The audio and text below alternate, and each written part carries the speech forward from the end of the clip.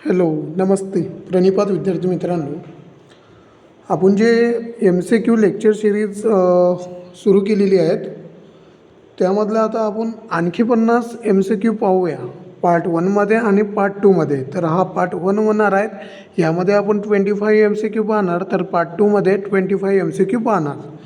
तर हा जो तुमचा मॉड्यूल टेस्ट पेपर आहेत हा 4 आहेत, जो की कंडक्ट केला होता मी 5 मार्च रोजी 2026ला. तर हे जे MCQ आहे हे सर्व MCQ तुम्हाला कॉम्पिटेटिव्ह एक्झाम असो किंवा इतर कोणतीही एक्झाम असो त्यासाठी हे उपयोगी येणार आहेत. तर मी आशा करतो तुम्ही व्हिडिओ हा स्किप न करता पाहाल आणि योग्य आन्सर नोट करून तुमच्या बुकमध्ये लिहाल, जेणेकरून येणाऱ्या एक्झाममध्ये तुमच्याकडून कोणतेही मार्काची किंवा मार्क्सचं नुकसान होणार नाही. त्यामुळे चला तर सुरू करूया आपण. पहिला MCQ काय म्हणणार, which of the following is are advantage of coil winder preparation. खालीलपैकी कॉईल वाइंडर प्रिपरेशनची ॲडव्हान्टेज कोणता आहे? तर बघा, याचं जे ॲडव्हान्टेज आहे ते एक नंबरचाच आहे. It increases the efficiency of ट्रान्सफॉर्मरची एफिशियन्सी वाढवण्यासाठी कॉईल वाइंडर प्रिपरेशन केल्या जातो. इफिशियन्सी डिक्रीज करण्यासाठी नाही केल्या जात. Decrease the efficiency of transformer नाही केल्या जात. तर याचा आन्सर जे येणार आहे ते ए येणार आहे. त्यानंतर बघा, वेअर किंवा which device coil winding machine is use. Where किंवा which device coil winding machine is use. तर याचं जे आन्सर आहे, याचं आन्सर जे आहेत फक्त इंडक्टर, कॅपॅसिटर, इंडक्टर आणि EMF आणि डी ऑप्शन दिला आहेत ऑल ऑफ दिस किंवा ऑल ऑफ दी अबो. हे नसून याचा आन्सर जे आहेत ते बी आहेत, इंडक्टर. आन्सर कोणता आहे? B, inductor. इंडक्टरमध्ये कॉईल वाइंडिंग मशीनचा वापर यूज केला जातो. तर तिसरा क्वेश्चन बघा, which of the following is are sources of insulating material. Insulating मटेरियलचे खालीलपैकी कोणते सोर्सेस आहेत तर ते तुम्हाला सांगायचं आहे. तर पहिलं बघा, एनामल कोटिंग. दुसरं आहे प्रेस बोल्ट. तर तिसरं आहे नॉन ऑफ दिस. तर 14 आहे ऑल ऑफ दिस. तर याचं जे आन्सर आहे याचा आन्सर डी येते, ऑल ऑफ दिस. त्यानंतर बघा, दिसते क्वेश्चन. हां, चला क्वेश्चन नंबर 4 बघा, which of the following is are not advantage of selecting source निवडायच्या वेळी खालीलपैकी कोणते ॲडव्हान्टेज नाही. इथं बघितलं नॉट दिला आहे शेवट. हा शब्द खूप महत्त्वाचा आहे, कोणता नाही. तर बघा, लेस कॉस्ट, लेस लॉसेस, गुड एफिशियन्सी किंवा लेस लाईफ पिरियड. तर याचं जे आन्सर असणार आहे डी, लेस लाईफ पिरियड हे याचं आन्सर असणार आहे. आणि हेच तुम्हाला लिहायचं होतं आणि लिहासुद्धा तुम्ही पुढे भविष्यामध्ये जर हा क्वेश्चन आला तर. त्यानंतर बघा question number 5, what is a assembly of core. What is a assembly of core. तर असेंब्ली ऑफ कोर काय आहे? तर याचं जे आन्सर आहे याचंसुद्धा आन्सर एच येते. Process of stacking and fixing a thin laminated sheet is non as a process of assembly of core. म्हणून याचा आन्सर काय येणार आहे? ए. म्हणजे सरळ इथे तुम्हाला त्यांनी डेफिनेशन विचारली आहे, ऑप्शनमध्ये दिलेली आहे, तर ते तुम्हाला निवडायची आहे. म्हणून ऑप्शन ए इज करेक्ट.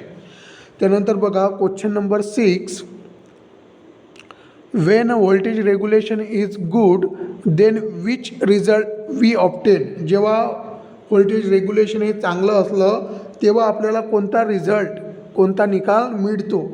तर काय मिळतो आपल्याला? तेव्हा व्होल्टेज विल बी स्टेबल. तेव्हा व्होल्टेज कसं असेल? स्टेबल असते आणि स्टेबलच असणार. म्हणून याचा आन्सर सी असणार. त्यानंतर बघा question 7, in a AC supply which formula is use to calculate inductance. AC सप्लायमध्ये इंडक्टन्स कॅल्क्युलेट करण्यासाठी कोणता फॉर्म्युला यूज केला जातो? कोणता फॉर्म्युला इंडक्टन्सचा? बघा, 4 पैकी कोणता आहे तो सांगा मला. याचं जे करेक्ट ऑप्शन असणार आहे सी असणार आहे. L म्हणजे inductance is equal to V/2πFI. F म्हणजे फ्रिक्वेन्सी, तर I म्हणजे करंट आणि 2π ची व्हॅल्यू किती असते? 2 × 3.40 किंवा 22/7 घेतलं तर तिथं कठीण होणार. 22/7 घेतला तर तो खालचा डिवायडेडमधला 7 तो व्हीला गुणाकार होणार, म्हणून 3.14 घ्यायचं, 6.28 होणार मग त्याचा, 2ला 2नी गुणलं तर, म्हणून याचा आन्सर काय होणार? C is the correct answer for this questions. Number 8 बघा, which of the following is are not advantage of winding machine. खालीलपैकी वाइंडिंग मशीनचा कोणता ॲडव्हान्टेज नाही? एक किंवा एकापेक्षा जास्तसुद्धा असू शकते. हा नॉट शब्द खूप महत्त्वाचा आहे. तर बघा, कॉन्स्टंट अँड करेक्ट वाइंडिंग हा आहे.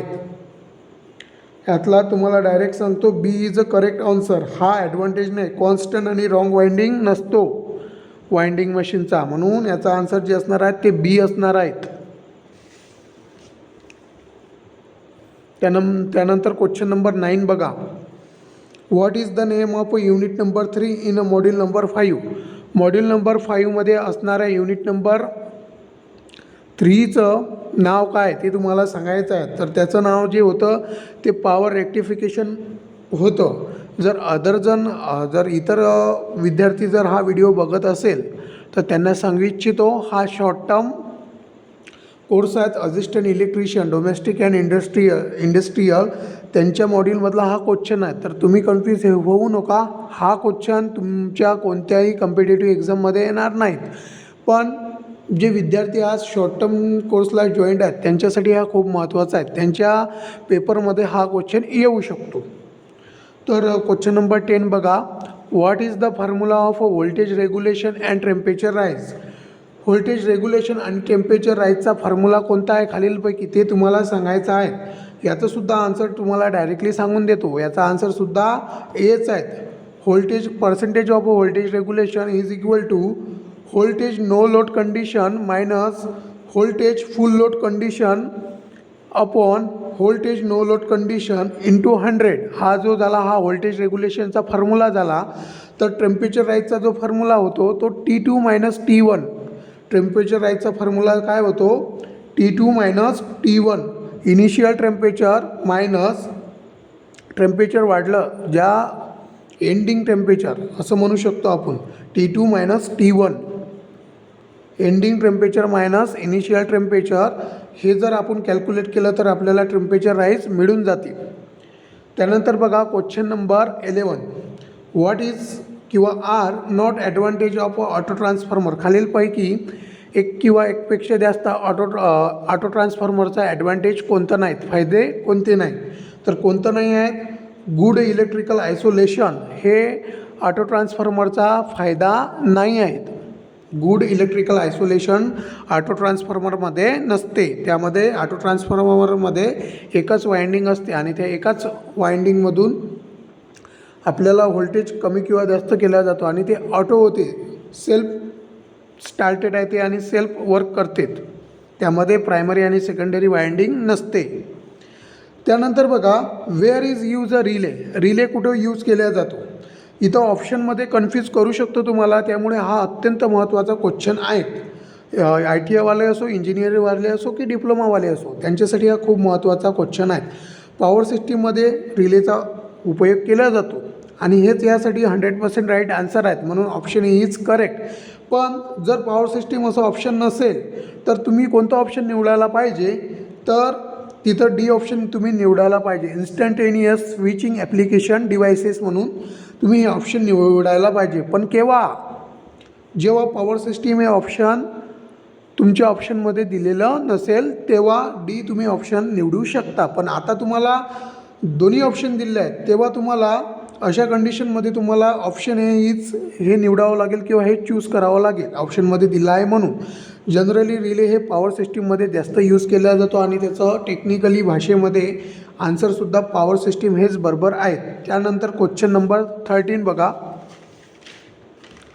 मी आशा करतो दिसत असेल तुम्हाला. बघा, which of the following is not a type of distance relay. Which of the following is not a type of distance relay. Distance रिलेचा खालीलपैकी कोणता प्रकार नाही? Mho relay, reactance relay, impedance relay हे तीनही रिले ट्रान्समिशन लाईनमध्ये वापरले जातात. ट्रान्समिशन लाईन म्हणजे कोणती? ज्यामध्ये महाट्रान्सकोमध्ये जे विद्यार्थी विद्युत सहाय्यक म्हणून जॉईन झालेले आहेत, ती लाईन जी झाली ती सर्व ट्रान्समिशन लाईन झाली. जे मोठे मोठे टावर असतात 30 ते 50 मीटरचे, ते सर्व टावर ट्रान्समिशन लाईनच्या अंडरमध्ये येतात. तर त्या सर्व लाईनला ट्रान्समिशन लाईन म्हणायचं. तिथं सबस्टेशन असतात, जिथून वीज निर्मिती केल्या जातो. तिथून प्रत्येक डिस्ट्रीब्युशन ठिकाणी ट्रान्सफॉर्मर वापरले जातात. तर ट्रान्समिशन लाईनमध्ये सुद्धा ट्रान्सफॉर्मर वापरले जातात. पण हे मोहो रिले इम्पिडन्स आणि रिॲक्टन्स हे तीनही रिले ट्रान्समिशन लाईनचे आहेत. एक्सेप्ट ह्या जो बकोच रिले आहे, बकवास रिलेसुद्धा म्हणू शकतो आपण याला आठवण राहण्यासाठी. एक कॉमिक नाव देऊन द्यायचं याला. बकवास रिले हा ट्रान्सफॉर्मरमध्ये यूज केला जातो प्रोटेक्शनसाठी. तर हा जो टाईप आहे हा डिस्टन्स रिलेचा टाईप नाही, हे तुम्हाला माहीत असलं पाहिजे, म्हणून याचा आन्सर सी आहेत. त्यानंतर बघा 14 क्वेश्चन. ट्रान्झिस्टर हॅव नेमली ब्लँक नंबर ऑफ टर्मिनल. ट्रान्झिस्टरला किती टर्मिनल असतात? मी तुम्हाला खूप वेळा सांगितलं आहे लेक्चरमध्ये. त्याला 3 टर्मिनल असतात ट्रान्झिस्टरला. इमिटर, बेस आणि कलेक्टर हे 3 टर्मिनल ट्रान्झिस्टरला असतात. हे तुम्हाला माहीत असलं पाहिजे, म्हणून याचा आन्सर सी बरोबर आहे. त्यानंतर बघा what is the long form of DPDT. Long form काय? DPDTचा लॉंग फॉर्म खालीलपैकी कोणता आहे? तर ते तुम्हाला सांगायचं आहे. याचा जो लॉंग फॉर्म आहे तो आहे डबल पोल डबल थ्रो. खूप इझी क्वेश्चन आहे यात. जर तुमचं वाचन ITI वाल्या विद्यार्थ्यांचं जर वाचन रेग्युलर असेल, टेक्निकल जर तुम्ही रेग्युलर वाचत असेल किंवा वाचत चालू असेल, अभ्यास करत असाल तुम्ही नियमित, तर तुम्हाला हे क्वेश्चन इझी सॉल्व्ह होऊ शकतात. पण मला नाही वाटत की आजच्या विद्यार्थ्यांचा ITI लेवलचा जो माइंडसेट असायला पाहिजे तितका आहे बा म्हणून. मला तर नाही आढळलं असं कोणी. जर आढळलं कोणी तर मी त्याचं नक्कीच नाव घेणार. तर बघा question number 17. Where is are not use DPDT. DPDT कुठे यूज केल्या जात नाही? तर याचं जे आन्सर आहे ते AC circuit without polarity reversal या ठिकाणी DPDTचा वापर केला जात नाही. इथे तुम्ही लक्ष देत नाहीत चालू ITIमध्ये शिकवत असताना किंवा तुमचे जे हे आहेत ट्युशन वगैरे, त्या ठिकाणी तुम्ही आज लक्ष देत नाही या एजमध्ये. जेव्हा तुम्हाला त्या गोष्टीची गरज भासते किंवा महत्त्व पटते, त्या गोष्टीची किंमत कळते, तेव्हा तुम्ही 2-2, 3-3 वेळा एकच बॅच ऑनलाईन विकत घेतात आणि त्यानंतर मग अभ्यास करतात. तेव्हा कुठं तुम्हाला त्या गोष्टीची किंमत समजते. जेव्हा तुमच्याजवळचे पैसे हे कमी होतात तेव्हा समजते. तर असो, तो तुमचा सेल्फ ओपिनियन आहे. तर बघूया आपण आपला question number 18. Fuse is a blank device. Fuse कोणता डिव्हाइस आहे? Fuse is a protective device आहे. कोणता डिव्हाइस आहे? फ्यूज जर नसला तुमच्या घरी, तर जर करंट जर जास्त आला एखाद्या वेळेस किंवा सप्लाय जर जास्त आला, तर तुमचा कूलर म्हणा किंवा फ्रीज म्हणा किंवा मोबाईल म्हणा हे शॉक होऊ शकतात किंवा त्यामध्ये आर्क निर्माण होऊ शकतात किंवा ब्लास्ट होऊ शकतात. म्हणून फ्यूज हे कोणतं डिव्हाइस आहेत? प्रोटेक्टिव्ह डिव्हाइस आहे. का बरं आहेत? जर फ्यूज किंवा करंट किंवा व्होल्टेज जास्त आलं, सप्लाय जर जास्त आला तुमच्या घरी, तर तो फ्यूज जो आहे तांब्याचा ताळ, फ्यूजमध्ये तांब्याचा तार असतो, कॉपर वायर, तो वितळतो, फास्ट वितळतो जर सप्लाय जास्त आला तर. आणि क्विकली सप्लाय, घरातला जो डोमेस्टिक सप्लाय तो स्विचली बंद करून टाकतो, स्विच ऑफ करून टाकतो. त्यामुळे आपल्या घरी जे होणारं नुकसान आहे ते टाळले जाते. म्हणून फ्यूज हे कसं आहे? प्रोटेक्टिव्ह डिव्हाइस आहे. त्यानंतर बघा 19 question. Rating of a fuse it not depends on. फ्यूजची रेटिंग हे कशावर डिपेंड केल्या जात नाहीत? ते कशावर डिपेंड केल्या जात नाही? तर कॉस्ट ऑफ फ्यूज. फ्यूजच्या कॉस्टवर ते डिपेंड केल्या जात नाहीत आणि हे तुम्हाला माहीत असायला हवं आहे. फ्यूजच्या कॉस्टवर हे ते डिपेंड केल्या जात नाहीत. त्यानंतर बघा question number 20. Which of the following difference between fuse and MCB. Fuse आणि MCB मधला मुख्य डिफरन्स कोणता आहे ते तुम्हाला विचारलं आहे. तर ऑप्शन ए बघा, फ्यूज मेल्टेड बरोबर आणि MCB ट्रिप हे सुद्धा बरोबर आहे. म्हणजे ऑप्शन ए इज करेक्ट. हे एकदा पहिलंच वाचलं मी आणि यामुळे सांगतो पहिलंच का बरोबर आहे. कारण की इथं असं कोणतंही ऑप्शन नाही की 1 आणि 2 म्हणून किंवा ऑप्शन नाही दिले आहेत 2 किंवा 3पेक्षा असे बरोबर असू शकतात म्हणून. MPSCचा पेपर पॅटर्न इथं फॉलो नाही करत. MPSC कुठं आणि आपला ITI लेवलचा अभ्यास कुठं, हा यामध्ये खूप फरक आहे. MPSCचा जर तुम्ही पेपर पाहिला तर त्यामध्ये तुम्हाला तुमचं डीप नॉलेज चेक करते आणि एकापेक्षा डबल आन्सर असते एका क्वेश्चनमध्ये, तर ते तुम्हाला योग्य निवडावे लागतात. त्यानंतर क्वेश्चन 21 बघा, यामध्ये काय विचारलं आहे? What is the main work of common diet. कॉमन डाएटचं वर्क काय आहे? मुख्य काम कोणतं आहे कॉमन डाएटचं. एका साध्या डाएटचं एक महत्त्वाचं काम कोणतं, तर ते तुम्हाला सांगता आलं पाहिजे. Flows the current only one direction. हां, हेच बरोबर आहेत. Answer option A is correct for this questions. Diode जो आहे तो करंटला फक्त एका दिशेने वाहण्यासाठी मदत करतो, फक्त एका दिशेने. म्हणून याचा आन्सर जे असणार आहे ते फक्त ए असणार आहे. त्यानंतर बघा क्वेश्चन 22 आणि हा इंटरेस्टिंग क्वेश्चन आहेत. याचे बऱ्याचशा मुलांनी आन्सर चुकीचे दिलेले आहेत.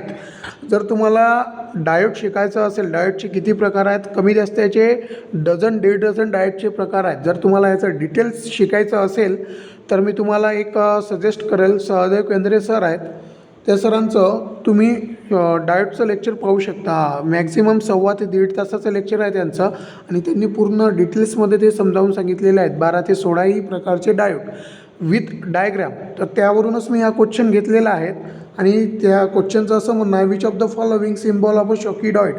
शॉकी डायोडचा खालीलपैकी कोणता सिम्बॉल आहे. तर तुम्हाला यावरून समजायला पाहिजे डायग्राम पाहून. तर शॉकी डायोडचा जो सिम्बॉल आहे तो एच आहे. ए नंबरचं ऑप्शन जे आहे ते राईट असणार आहे या क्वेश्चनसाठी. हे जे आहे शॉकी डायोड, ॲनोड आणि कॅथोड, हे शॉकी डायोडचा सिम्बॉल आहे ए आणि हाच बरोबर आहे आणि याचाच आन्सर ए सुद्धा आहे ह्या क्वेश्चनचं. त्यानंतर बघा 23 क्वेश्चन बघा दिसते. हां, in a bridge type full wave rectifier how many diodes are use. Bridge type full wave रेक्टिफायरमध्ये नंबर ऑफ किती डायोड्स वापरले जातात. किती डायोड्स वापरले जातात. ऑप्शनमध्ये 1 2 3 4 दिलेले आहेत. याचा त्या मी तुम्हाला लेक्चरमध्ये असताना शिकवलं होतं. यामध्ये जे डायोड्स वापरतात ते फुल वेव्ह रेक्टिफायरमध्ये किती डायोड्स वापरतात. 4 डायोड्स वापरतात आणि हे तुम्हाला माहीत असलं पाहिजे. किती डायोड्स वापरतात. 4 डायोड्स वापरतात. 4 diodes use in a full wave rectifier. त्यानंतर बघा question 24, ripple factor for full wave rectifier. Ripple factor किती आहे फुल वेव्ह रेक्टिफायरचा. तर त्याचा जो रिपल फॅक्टर असतो तो 0.48 रिपल फॅक्टर असतो आणि हे तुम्हाला तेव्हाच माहीत होणार जेव्हा तुम्ही एखादे थिअरेटिकल पुस्तक वाचणार टेक्निकल सिलेबसचे. हे खूप MCQ खूप तयार होतात. उलीचा जरी टॉपिक असला ना 10 ओळीचा, त्यावर कित्येक सारे जितके शब्द आहे ना तितके त्यावर MCQ तयार होतात. त्यामुळे तुमचं रीडिंग मस्ट आहेत टेक्निकल सिलेबसवरचं कॉम्पिटिटिव्ह एक्झाममध्ये पास होण्यासाठी.